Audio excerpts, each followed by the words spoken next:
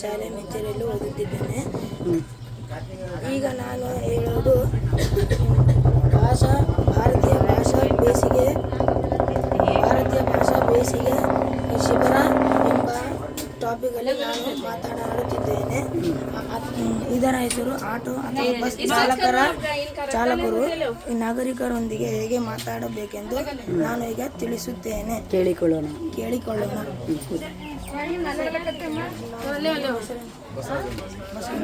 ನಾಗರಿಕರೊಂದಿಗೆ ವ್ಯವಹಾರ ಮಾಡ್ತೀವಿ, ಹೇಗೆ ಮಾತಾಡ್ತೀರಾ ಸರ್? ತಾಳ್ಮೆಯಿಂದ ಮಾತಾಡಬೇಕು.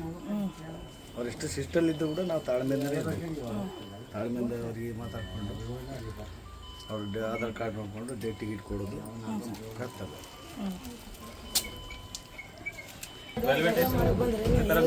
ವ್ಯವಹಾರ ಮಾಡ್ತೀವಿ ಸರ್. ಅವ್ರಿಗೆ ಹೆಂಗೆ ತಾಳ್ಮೆಯಿಂದಲೇ ಮಾತಾಡ್ಬೇಕು ಅವರಿಗೆ.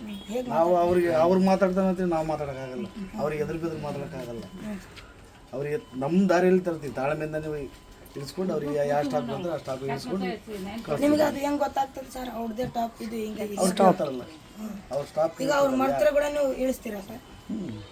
ಈಗ ನಾವು ಹೊಸ ಬಸ್ ಸ್ಟಾಪ್ ಬರ್ತದೆ. ಬಸ್ ಸ್ಟಾಪ್ ಅಲ್ಕುಂದಿ ಬರ್ತದೆ, ಅಲ್ಕುಂದಿ ಸ್ಟಾಪ್ ಹೇಳ್ತೀವಿ. ಬರ್ತಾರೆ ಸರಕು ಏನಾದರೂ ಬಿಟ್ಟು ಹೋದ್ರೆ ನೀವು ತಲುಪಿಸ್ತೀರಾ ಸರ್? ನಾನು ಇಷ್ಟೊತ್ತು ಮಾತಾಡಿದ್ದು ಸರ್ ಕರ್ನಾಟಕ ಸಾರಿಗೆ bus Ballari to Mincheri to Ballari. ನಮಗೆ ಎಷ್ಟು ಪರಿಚಯ ಮಾಡಿದ್ದು ಥ್ಯಾಂಕ್ ಯು ಸರ್. ಧನ್ಯವಾದಗಳು.